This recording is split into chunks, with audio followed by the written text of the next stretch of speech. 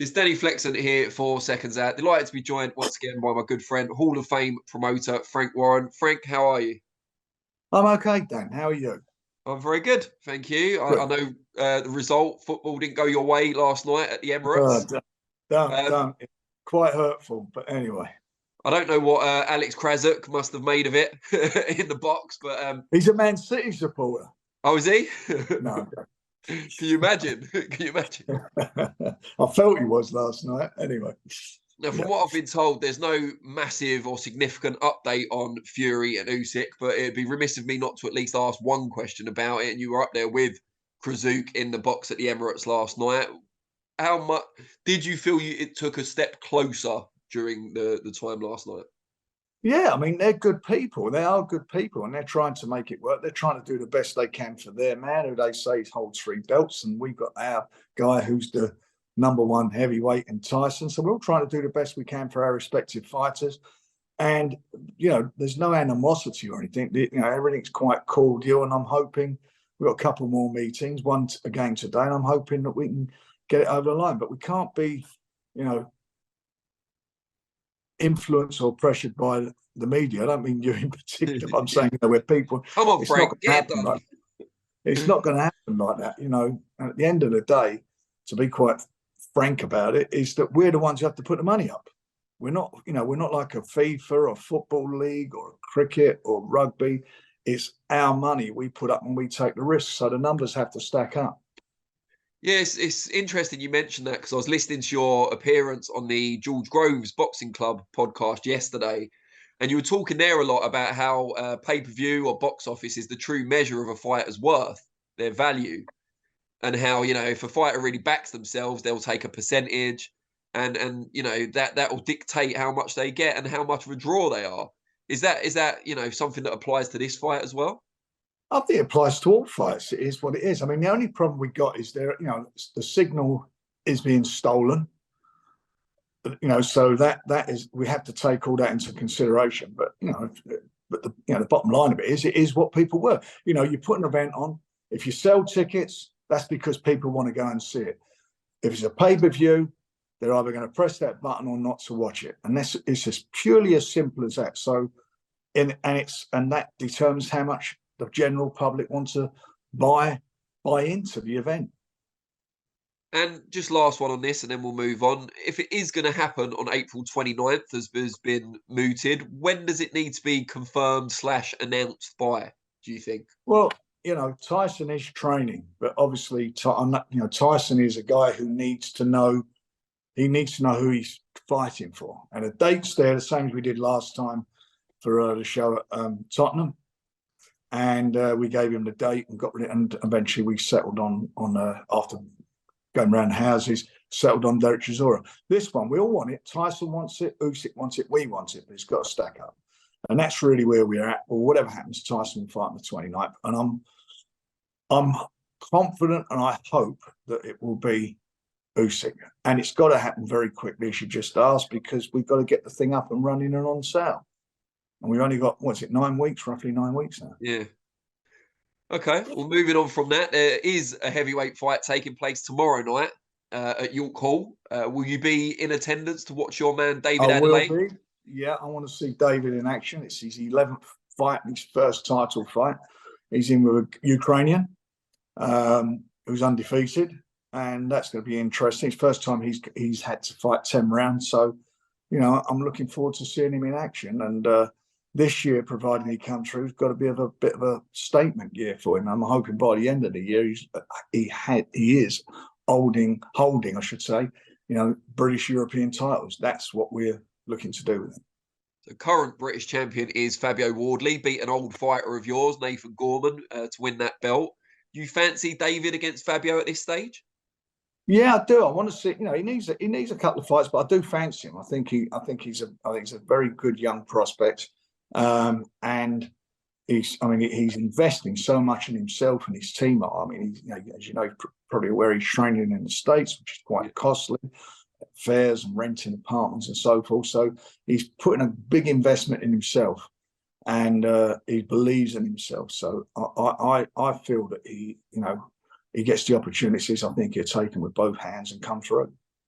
Now you've got that show, as I said, tomorrow night. Will you then be jetting off sometime soon to Saudi Arabia to watch Tommy against Jake Paul? I'm not going. I No? can't travel. I'm not going to travel for a while because of this. You know, obviously, Back. yeah. So I'm not going to. I'm not going to risk that. I'm not supposed to be doing anything until next month. But so I'm just going to. I'm not going to do that. But I will certainly be at York Hall. That's not far for me. Well, maybe you can get it at a discount or even free from BT Sport box office. You know, you might know a few people there. Well, I'll have to have a word with George because he speaks to him most of the time. What would you make of it? I know, I'm sure you're not kind of devastated to be not going out there for the fight, but what do you make of this kind of diversion into that type of boxing? I know it's not quite the same as kind of the misfits and the YouTuber fights. Jake Paul is considered a proper boxer having taken this fight now, but it isn't the norm, is it? It's two guys who are largely fighting because of the reputations they've built up on social media and the audience they've made. I think that's absolutely correct. You know, obviously Tommy is a pro and he's worked as a pro. He took time out to do the reality show, and obviously that stood him in good stead as far as the modern world we live in now with social media and followers, etc. And Jake obviously has a background from that, very successful background, and he now, as you just said, he now holds a professional license, and but it's an 8-round fight. But it's a competitive 8-round fight. It's grabbed everybody's attention for various reasons. And they're getting, I mean, Tommy's getting life-changing money. And, you know, I can't knock that. You know, you're in the ring, it's a dangerous place to be. And, you know, my job is if I see a fight that I feel he can win and I'll put him into it, then I'll do that. And it gets him, gets him further up the ladder. Not only do I think he can win it, I think, obviously this is a high profile fight, but he's getting a truckload of money for it. So, it ticks all the boxes. If Tommy does win, is there a concern that he could go down that route even more, knowing how much money he can make, not challenging for British titles, European and so on? Well, I think it's going to be very difficult to, when you, and I can't go into the specifics of his purse, but to go from what he's earning that to come down to another level is going to be difficult unless, it is such a crossover that it is a pay-per-view situation. I mean, we're doing a pay-per-view on BT on Sunday with this fight. And when you think about it, I mean, they're both of them. It's an 8-rounder. It's never been known. It's never been known. Yeah, I mean, it's going to do amazing business, I would imagine. The price point's right. It's a fight that a lot of people want to see. I think it's going to do really well, and probably better than a lot of traditional boxing pay-per-views. Yeah, and but that's a sign of the times. That's where we live, and that's the times we live in. And people, there's no doubt about it now. I mean, it does. We always say, "Oh, it's a younger audience," but we always have a young audience. People sort of, most boxers who sell tickets don't sell tickets to older people. They're the guys who go to fights. They'll go and watch big fights, and people who've got money to pay expensive money for ringside. But the nucleus of their fans are their friends from the area or wherever they've come from. And most of them are young. I mean, I remember that with Naz. We built Naz up. And his audience was very, very young. So there is a comparable situation with, the YouTubers and the young audience they have. But I think that the boxing audience is far more knowledgeable. When I was out in the States for when Tommy fought on the undercard of a Jake Paul fight, and Daniel Dubois was on the same card. It was a different audience, but they sat there from the beginning of the evening till late. They weren't, that sort of exodus out to the bar and come back when your man's on. I mean, they sat there and watched and cheered everything. So, I'm hoping some of those will become converts to boxing, because there was a lot of genuine. Well, I say genuine. There's a lot of what we would call licensed boxing was also on that card, and with guys who had track records of being top quality amateurs and good pros on the card. We've talked about what will happen, or the challenges if Tommy wins and gets used to that sort of purse. What happens if he loses, Frank? Well, I fancy him. I mean, this is he's got a lot of pressure on him. They both got pressure on him. Jake fancies the fight. I mean, it's not like he's had, he wants that fight. He's driven us mad, and it's been difficult to keep it alive, but it's been kept alive. Mentioned George earlier. He's been constantly working with Jake's team and keeping the thing alive. And finally, as I say, they got it over the line. If he gets beat, I don't know. I mean, I've got, it depends how you get beat. It depends how it looks, depends what it happens. I think it'll be competitive. It will be competitive.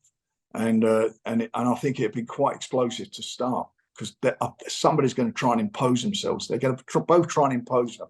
I don't think there'll be a lot of going out and feeling each other out. I think it'll be a real, a real bang up to start with. Well, I mean, Tyson. And if he gets beat, I don't know. We've got, we have to regroup and see what he wants to do. I mean, Tyson's famously said, and maybe tongue in cheek, that if he loses, he'll be disowned. I'm assuming Queensberry won't take quite such a hardline stance. There'll still be a home for Tommy if he doesn't get the job done. Well, it depends, as I say. If he gets beat, which I don't think he will, but if he gets beat, it's the nature of how the fight ends. Okay, all right. So if he got knocked out, don't bother calling you anymore. Delete your number. I mean, I won't delete my number or anything like that. But I mean, he's got to have the appetite himself. It's not what we want to do. It's what he wants to do if he gets beat. But I'll have to say this: if he does get beat, then then that is a problem as far as all of us are concerned, because obviously we wouldn't have taken this fight unless we felt he had the beating of Jake. Do you think it's a problem not just for Queensberry, but for boxing generally, if someone who's learned boxing and developed that quickly can beat an established pro? Well, it's not then, is it? I mean, it just shows you what the levels are. I mean, if Jake Paul beats him, then you've got to consider him to be a decent boxer at that stage of his career. If he beats him, he's beating a guy who has got good amateur pedigree background, and he's beaten a guy who's undefeated, and what's he had now, about 7 or 8 fights undefeated? 8, I think. Yeah. So that's a bit of a jump up, and this is a big jump up for him. He's not he's not like the type of opponents that he's fought in the past. So he is really dipping his toe. He's jumping in the water, Jake Paul. So we'll see what he's got. So before we move on, what's your prediction for the fight? I think Tommy will win. I think Tommy should win. He should win. Points or stoppage?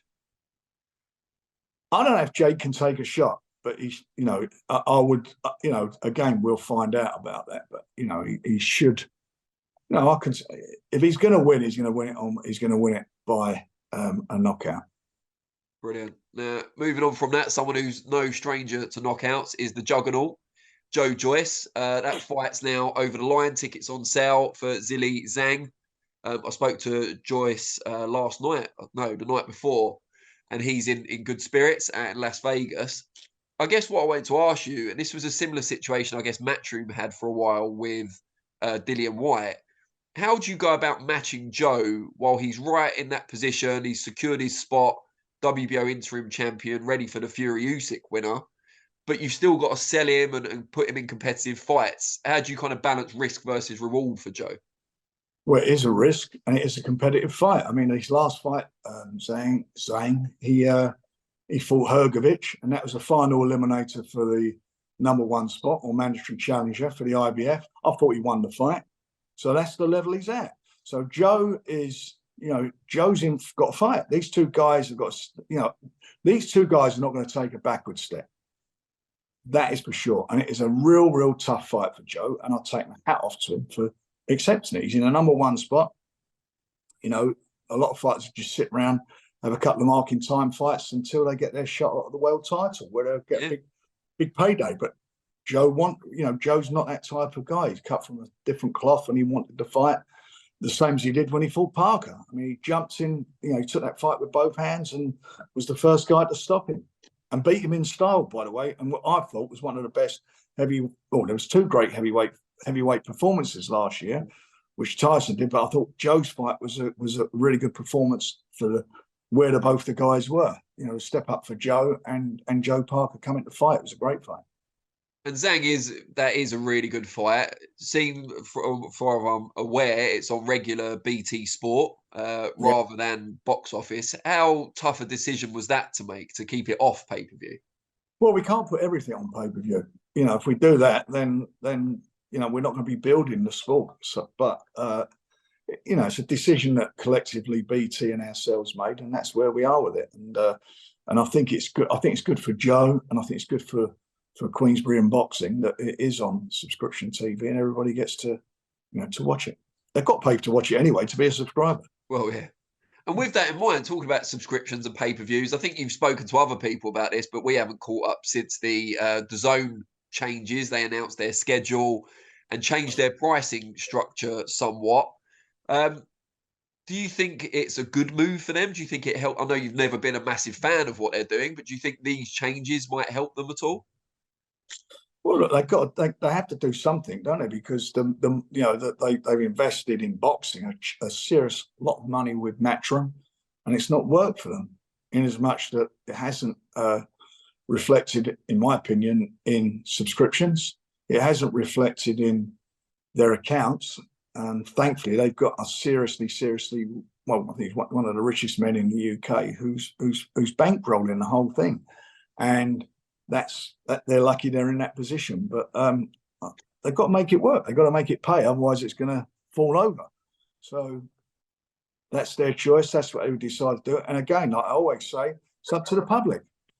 No one forces anyone to buy anything. At the end of the day, that's your choice. They've made the monthly fee half price if you sign up for a year's contract. So it's $19.99 a month, I think, if you choose to dip in and out. Did you ever consider doing anything like that with Box Nation to kind of reduce churn? Well, we did. I mean, our churn rate wasn't so bad because, what happened with us, our model was totally different from theirs because our model was a pay-per-view model. Yeah. We put fights on and we put pay-per-view, but unfortunately we lost 2 significant fights in the space of, I think, if we put one big pay-per-view on a quarter, that for us was good for for Box Nation model. Unfortunately, we lost the 2 fights. One was Tyson's rematch with Klitschko, which fell by the wayside. And the other one was for Billy Joe Saunders, who's fighting Golovkin, and we signed a contract, everything was done, and we lost those fights. And they happened at such a time, we couldn't replace them with anything. Although we continued with our shows, but we needed that. But I mean, we had, when we started out, I think within the space of a year, we had nearly 300,000 subscribers, which is quite significant with what we were doing.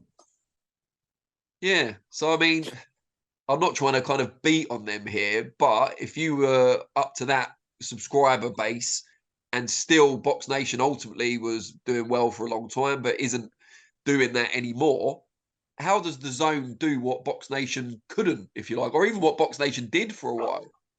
Well, we got to a stage where there was a lot of investment, and we put millions into it, same as what they're doing, but obviously by a far bigger margin. I think they've lost around $6.5 billion.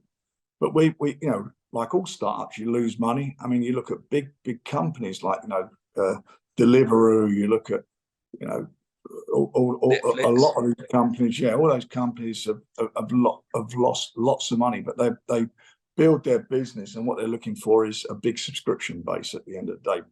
Users and so forth, and then obviously turn that into profit. And that's what we were trying to do. But we came to a crossroads where BT wanted to do a deal with us, and we did a deal as Box Nation. And then what happened was that it was a deal where that we shared. Box Nation also showed Queensberry fights as well as BT doing it simultaneously. And then it got to a stage where BT wanted it exclusively, and we had to make a decision on what we're going to do. And we had to say we invested a lot of time and a lot of money in Box Nation, and we made that decision to go with BT. And it was at the time it was the right decision to make. And with that experience under your belt, do you see a time in the future when Box Nation, sorry, I'm getting myself confused, when the DAZN can become profitable ultimately?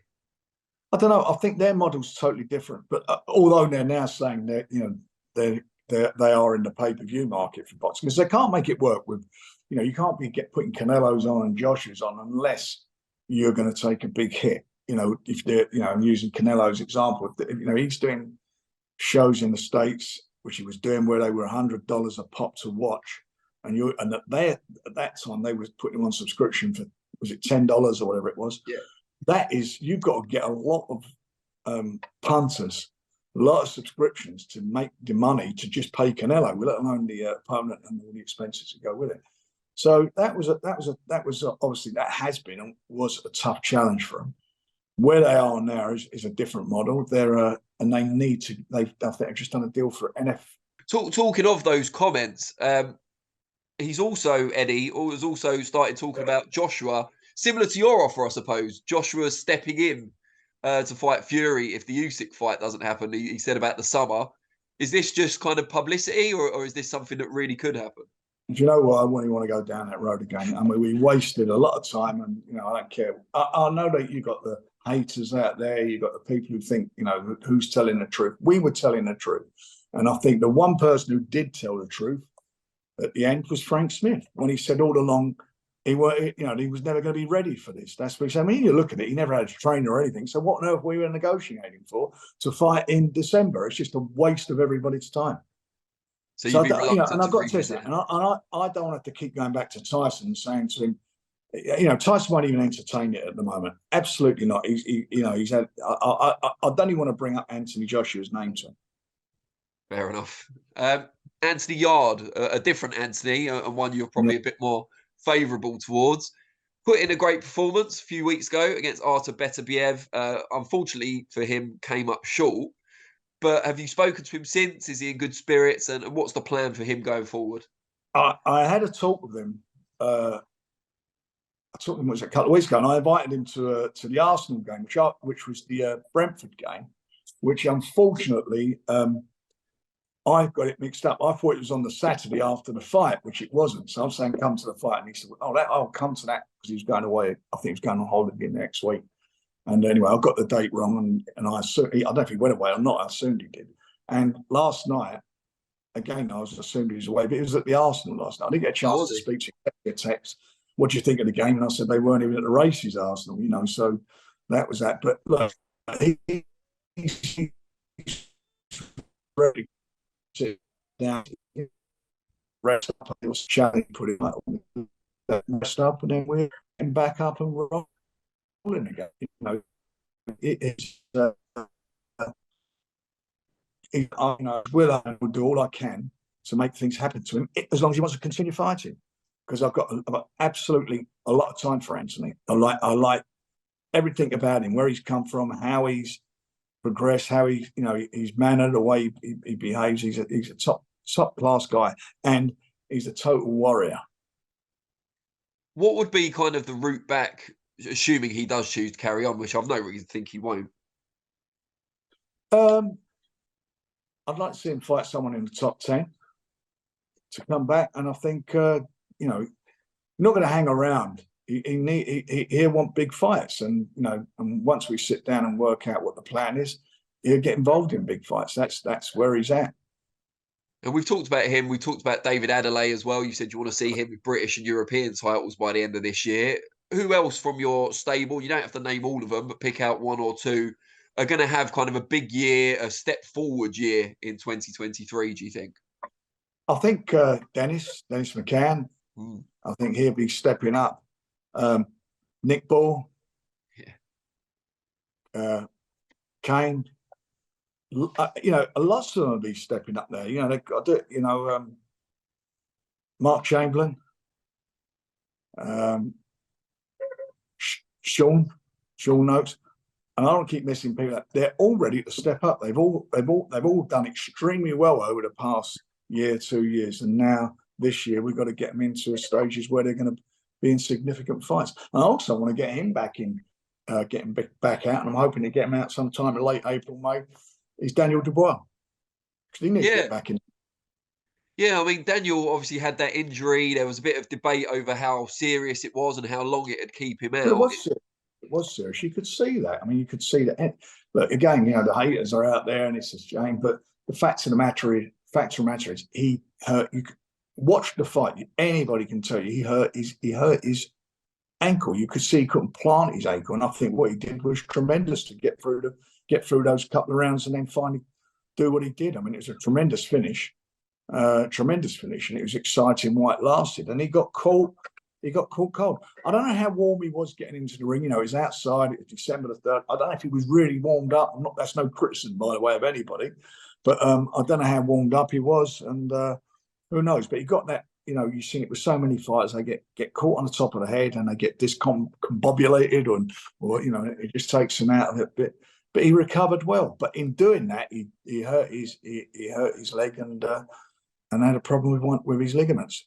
I thought we could have a headline there. You know, Frank Warren blasts God for cold weather in December. Listen, I praise God for the 30. But gone a week later, everyone's sitting there with about 5 inches of snow on their head. You praise him for Dubois getting up and finishing the job. Yeah, correct. Great stuff. Frank, I really appreciate the time. I've already kept you too long, but enjoy the show tomorrow night, and I'll be enjoying it from the comfort of my home. Good, and let's catch up again next week. Hopefully you have some big news to announce. I hope so. One thing I'd just like to say is obviously sad times last week for Ron Lewis, who was a great friend of boxing, and you know, guy that we all, you knew him as I know him. Everybody in boxing, it's a great loss for, more important for his family, his wife, and his 2 children. But great loss for the sport. He was a true boxing man, and our condolences to his family. And I hope that they feel all the love that people had for him will give them some comfort in this tragic moment for them. I'm sure it will. I've had a little bit of correspondence from his wife since the tragic events occurred, and I think she is supported to an extent by a lot of the warm memories everyone has of him. I think that's the only type of memories everyone does have of Ron. He was such a great guy. Yeah, decent, appreciated. Lovely.